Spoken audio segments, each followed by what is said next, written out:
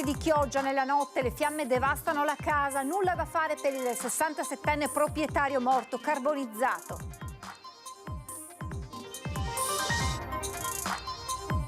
L'ULSS 3 ha nominato una commissione per chiarire le cause del decesso della bimba di 4 mesi morta in ospedale dove era stata portata per un mal d'orecchi.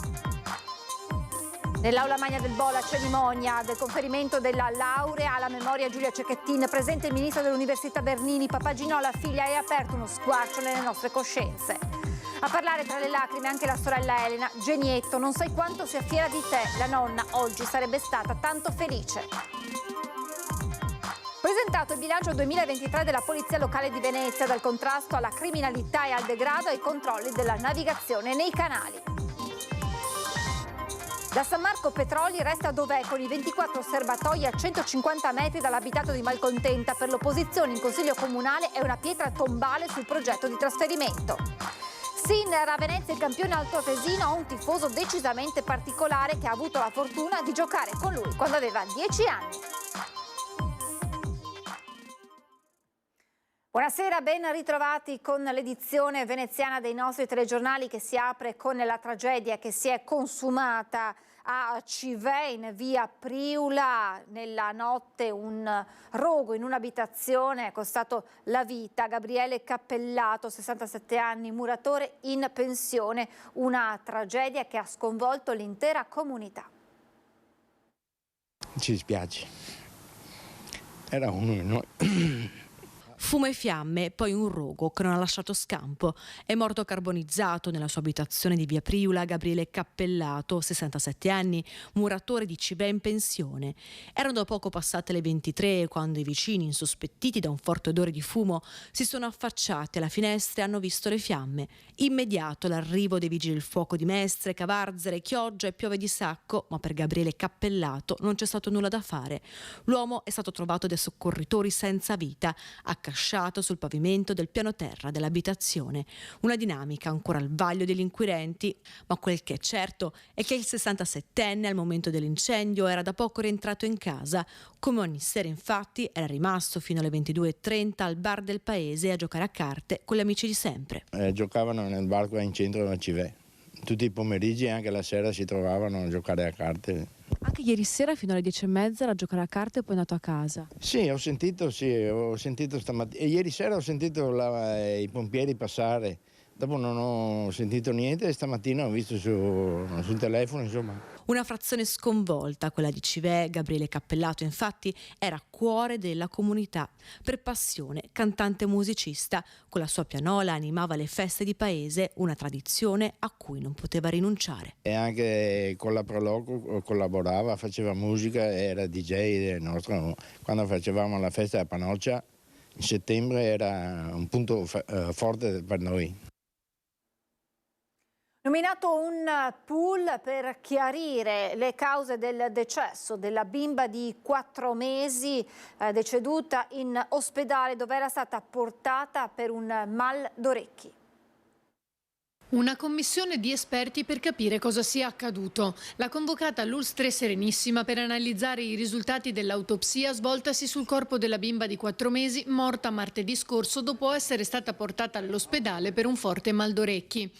Le sue condizioni inizialmente non erano apparse preoccupanti, quindi era stata trasferita in pediatria. Poi all'improvviso il quadro clinico è peggiorato fino al decesso. La bimba non aveva problemi di salute, almeno in apparenza. L'indagine servirà proprio a capire se vi fossero delle patologie congenite o se la causa della morte sia stata qualche virus. Grande emozione questa mattina nell'aula magna del Bo a Padova per la laurea in memoria Giulia Cecchettin.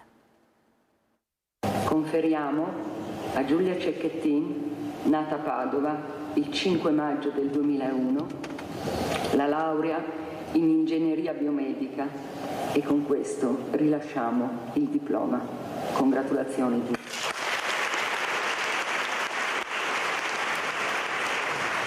Dottoressa Giulia Cecchettin. Avrebbe sorriso Giulia indossando la corona d'alloro con il nastro rosso. Avrebbe stretto forte tra le mani il suo diploma di laurea, frutto di studio e impegno.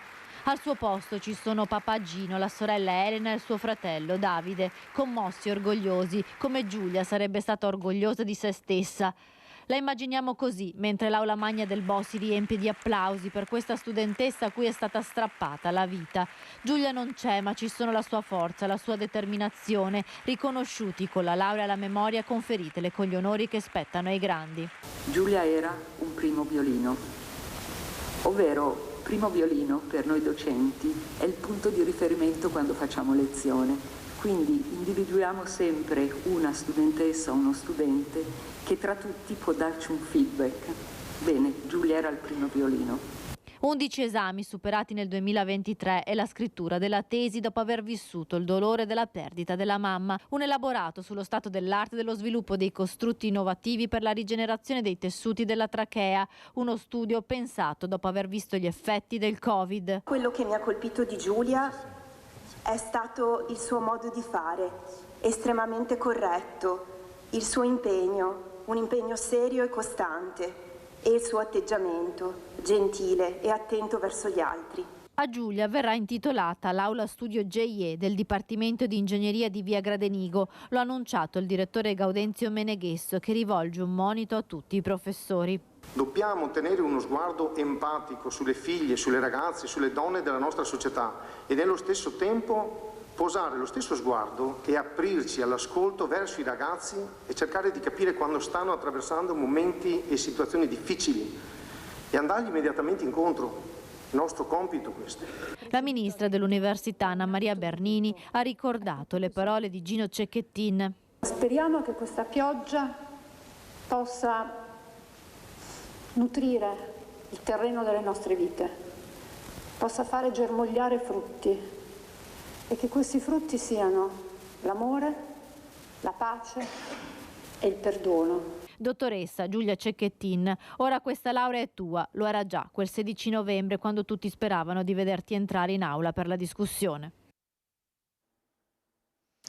E toccanti le parole di papà Gino che, nonostante il grande orgoglio per la figlia, non riesce a nascondere il dolore. Hai provocato uno squarcio nelle nostre coscienze e nella mia per prima. Ero fiducioso che avresti fatto grandi cose nella tua vita, ma non mi rendevo conto di che gigante tu fossi.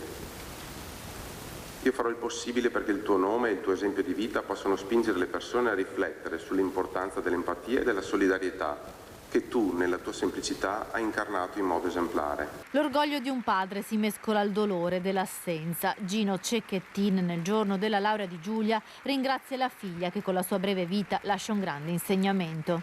Almeno per oggi vorrei che il tuo nome, cara Giulia, fosse elevato non solo alla memoria del tragico femminicidio che ha segnato la tua vita, ma piuttosto ad onorare la tua straordinaria essenza.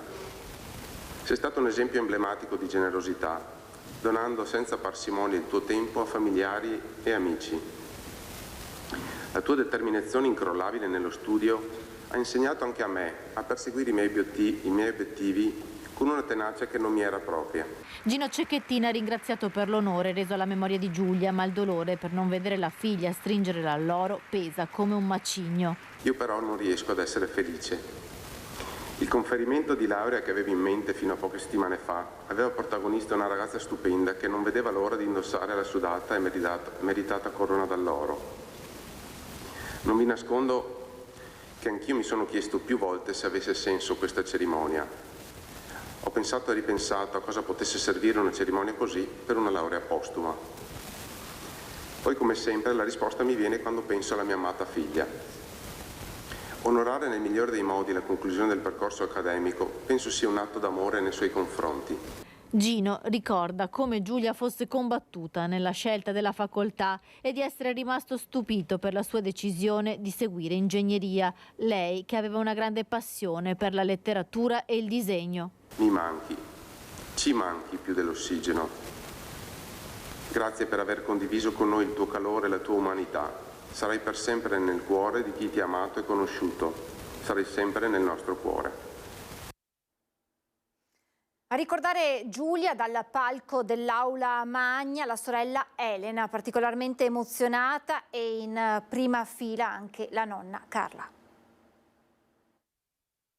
Giulia, nella tua breve vita sei riuscita a insegnarmi tanto e non me lo scorderò mai.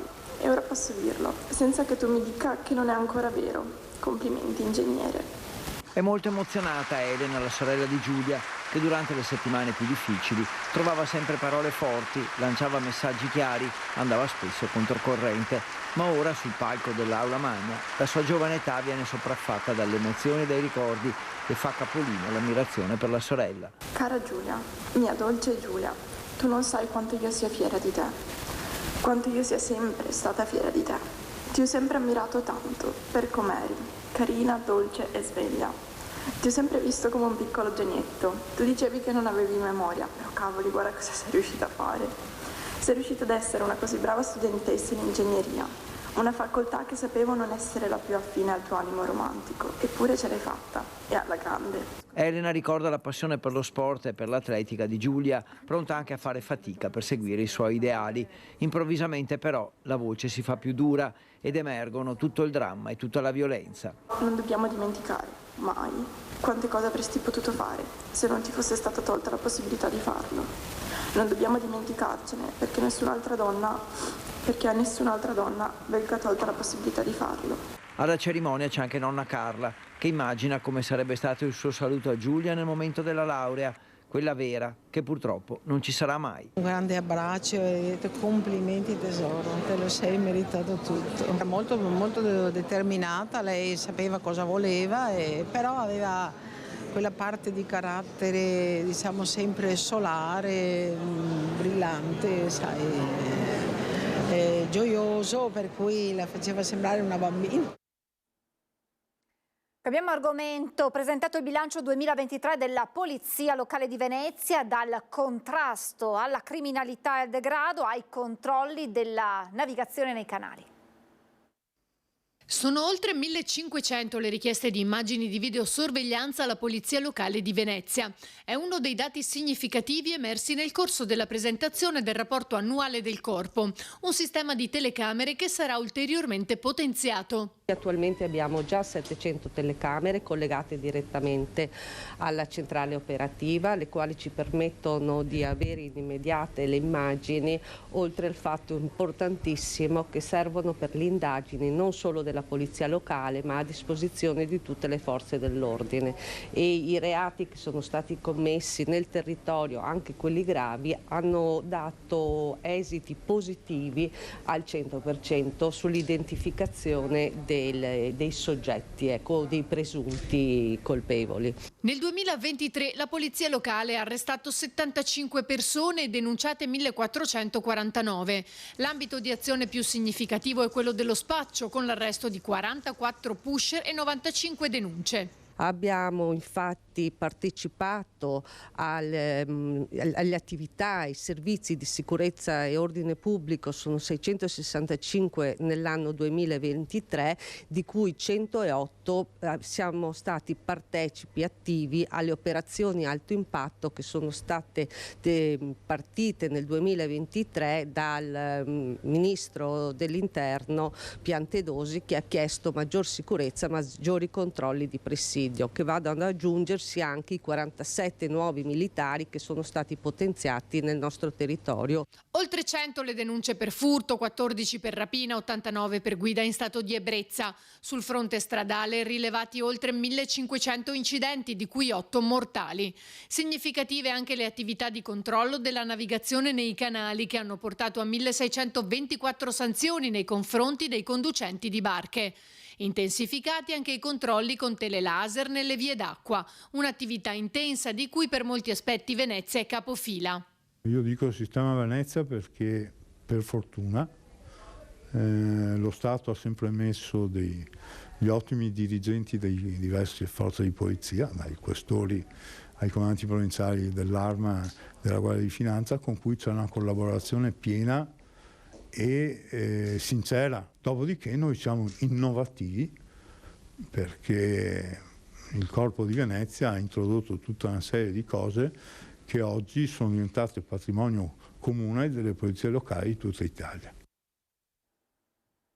La San Marco Petroli resta dov'è, con i 24 serbatoi a 150 metri dall'abitato di Malcontenta. per l'opposizione in Consiglio Comunale è una sorta di pietra tombale sul progetto di trasferimento.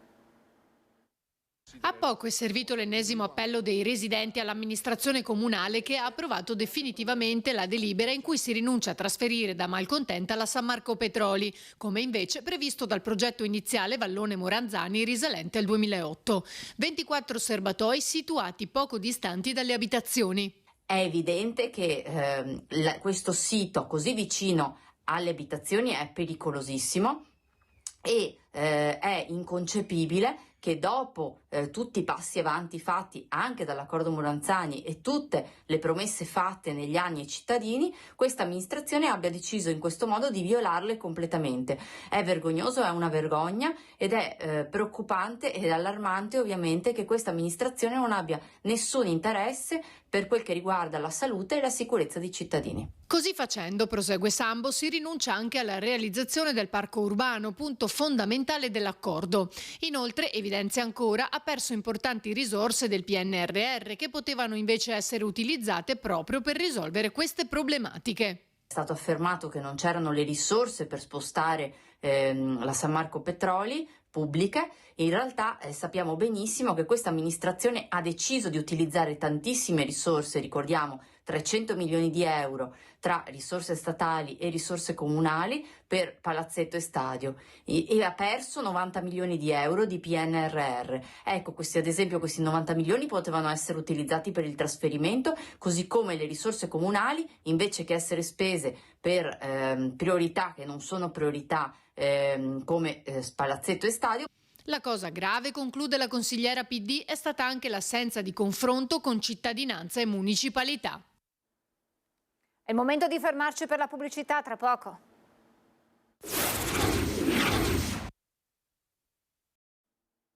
Rieccoci in diretta. Stretta ai gruppi turistici con guide. Il Consiglio Comunale approva la modifica del regolamento di polizia e sicurezza urbana. L'assessore Venturini dice lo scopo è rendere Venezia più accessibile anche ai residenti.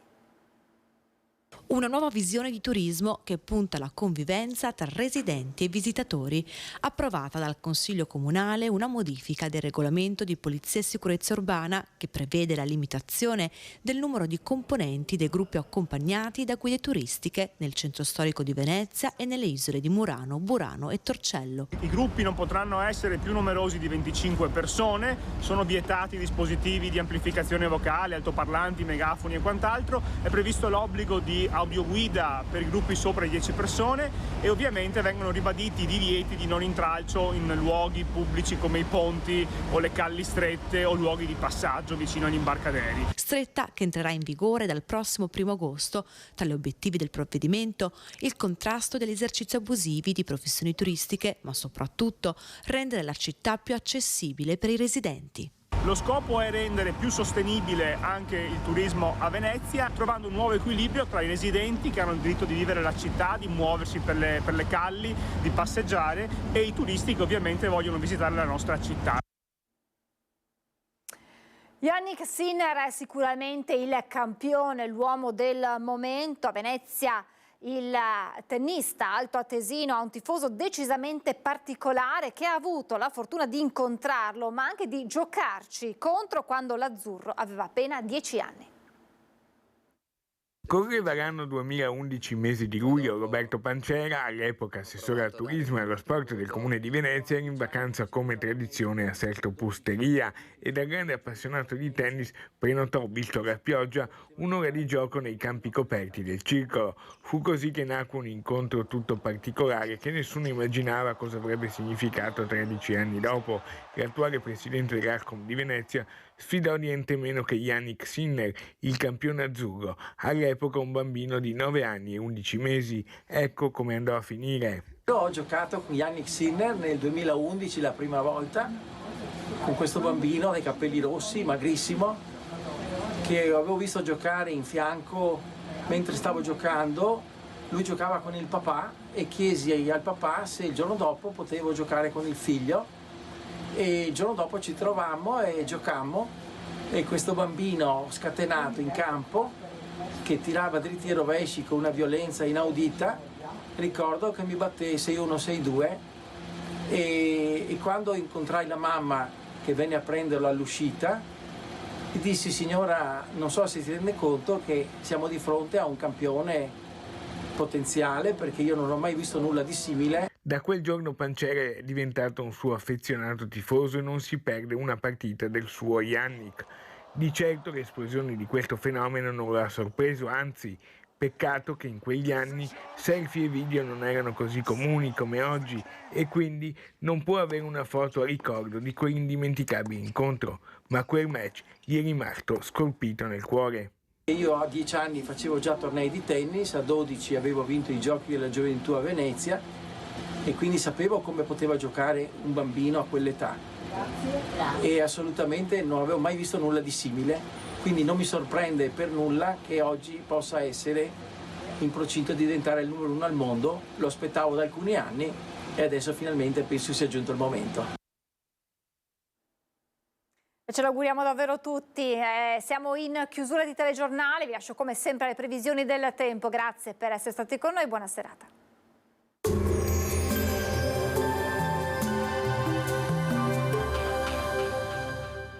Goditi il caldo delle migliori marche di stufe e caminetti. Tu scegli, noi pensiamo a tutto il resto. Meneghel, a Roncade, Treviso. Bentrovati al meteo. Le condizioni restano stabili, continua il dominio dell'anticiclone. Il dettaglio di sabato 3 febbraio. Sul Veneto prevarranno foschie e nebbie un po' ovunque, anche estese e localmente persistenti durante il giorno. Maggiori schiarite sui rilievi, ma non sono escluse anche altrove. Temperature stazionarie o in lieve locale calo, minime intorno allo 0 o di poco superiori, massime tra 6 e 9 gradi. Ci spostiamo ora sul Friuli Venezia Giulia. Sarà decisamente più soleggiato, con cielo in genere poco nuvoloso. Anche in questo caso però saranno possibili nebbie in serata su pianura e costa. Temperature minime tra 1 e 4 gradi, massime sugli 8-12 gradi. Infine diamo uno sguardo al Trentino Alto Adige. Sarà anche in questo caso soleggiato con delle nubi alte in transito. Temperature minime tra -1 e 5 gradi, massime intorno ai 13. Dal meteo di Antena 3 per ora è tutto, grazie per l'attenzione, arrivederci.